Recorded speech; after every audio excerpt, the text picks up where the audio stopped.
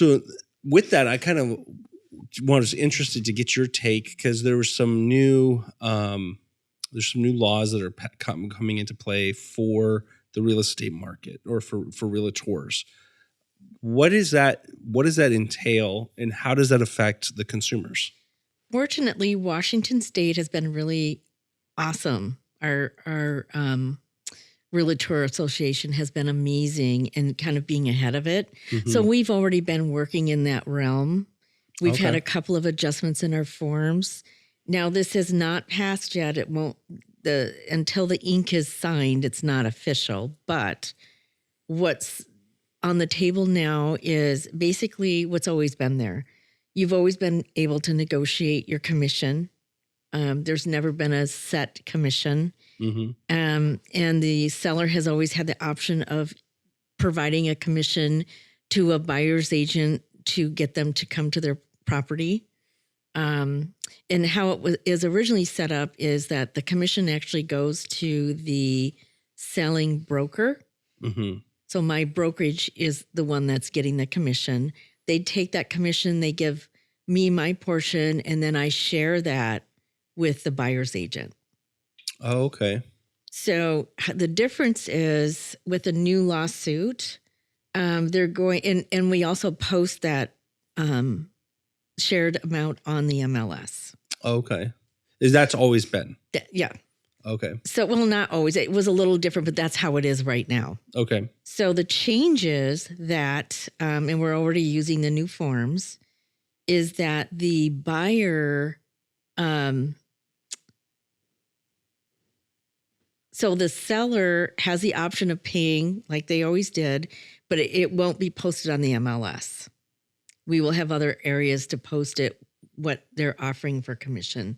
So it's really going to be a little confusing for buyers. And then prior to that, we've always been required to have a buyer contract. Mm-hmm.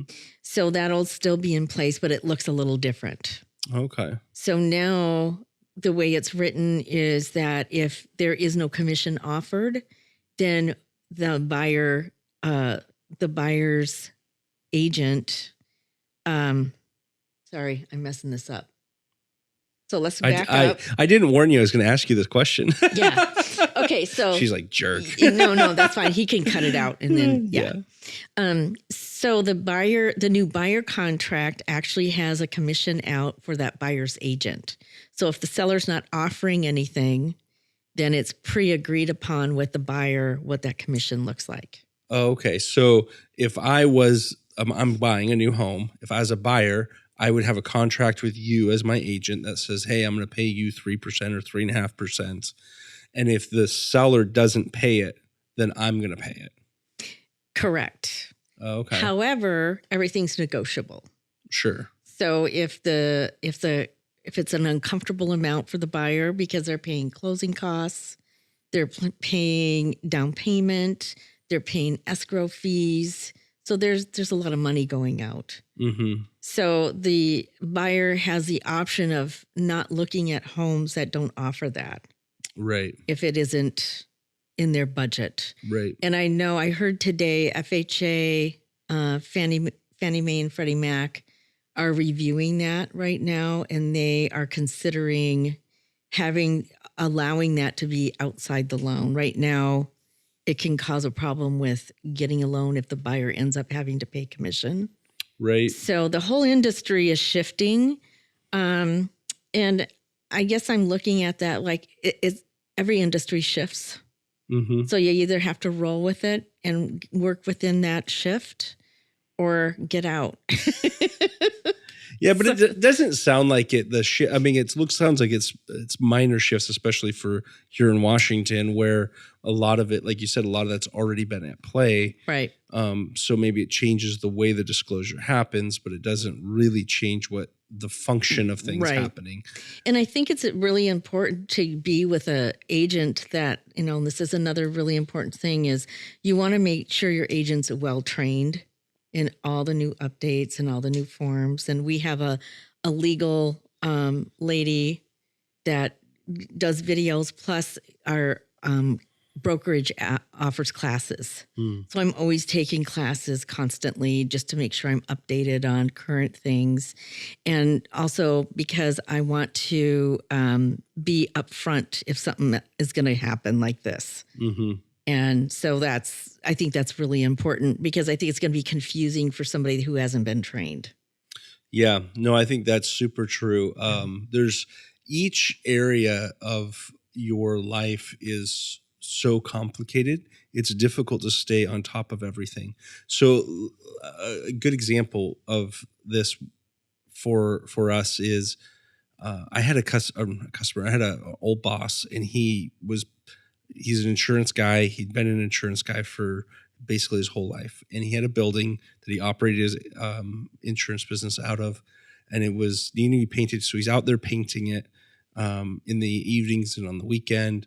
And he'd been out there for like 2 days and was not even like a quarter of the way done with the building. And there's this guy, the guy came by and he's like, looked like he was like some homeless dude. And he's like, hey, you're doing that wrong. He's like, whatever, man. He's like, no, really. He's like, I'm a painter and you're doing that wrong. He's like, how about this? He's like, I'll paint the building for you today. And here's how much I'll charge you for it. And he's like, you can't paint it in a day. He's like, yeah, I will. He's like, I'll paint it all for you. He said, it'll be done by tomorrow, end of the day.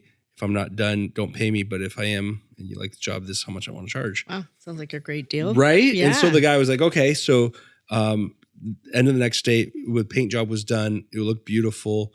He's like, and what I paid him, I think he paid him like $1,000 or something like that to go do it. And he's like, it was good money for him for a day and a half of work. But it was, for me, it was even better money because I would have been out there for another week or two doing that, at least right? Doing it wrong. Doing it wrong. And the whole point was he realized like you have to find what you're good at and do what you're good at. Yes. And be willing to hire professionals to do what you're not good at. Exactly. And I think that oftentimes like we're trying to cut corners and there's ways in things that you can do, like, hey, there's some elbow grease you can put in to definitely, save you some money. And there's certain areas you should do that in. Mm-hmm. And then mow your own grass if you need to, right? Like do your own, right. But there's certain areas you shouldn't do that in because there's certain areas that will cost you to save $1,000 here today is going to cost you $100,000 later. Exactly. Well, and one of them is negotiation. So that's another key thing is you want an agent that has been trained to negotiate on your behalf. Mm-hmm. Because typically there's going to be several offers on a property. And how do you put yourself in front of everybody else?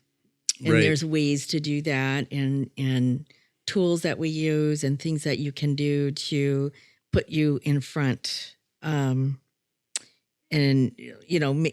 Positioning your offer to look really good. Mm-hmm. So that's key when you're in multi-offer. So the things we're kind of thinking about when it comes to a realtor then is we're thinking about we want somebody who's, again, communicating well with me, with my lender, with all of the, with escrow, someone who's can manage that process so I'm not worried about it. Right. Somebody who's looking for my best interest, somebody who's taking time to understand what I want, taking time to understand what I'm looking for, and then finding the home that fits my needs and also fits my budget. Somebody who's good at negotiating, because that's typically somebody who is good at listening and understanding, mm-hmm. because then that person is going to be able to help put together an offer that's a win-win for everybody and brings your offer to the front of the line. Right. And somebody who's knowledgeable, someone who's taking time to understand the industry, what's going on in the industry, and how things are changing, who's educated and doing their continuing education classes, not just trying to breeze through and cut corners. Really important things for somebody to think about, and hiring a professional to help you through a complicated process is going to help you get the home you want in the budget that works for you and do it in a quick and efficient way without a lot of stress. It's not going to have so much stress and anxiety on you trying to figure it out on your own. Exactly. And timelines are key too. Once you sign a contract, the clock starts ticking, and there's hidden timelines within the contract that you have to manage. And those can get tricky if you miss any of them. it can really cause issues. So You can lose earnest money. you could lose earnest money, and you could lose the opportunity to do an inspection, Right. or get something repaired. So yeah.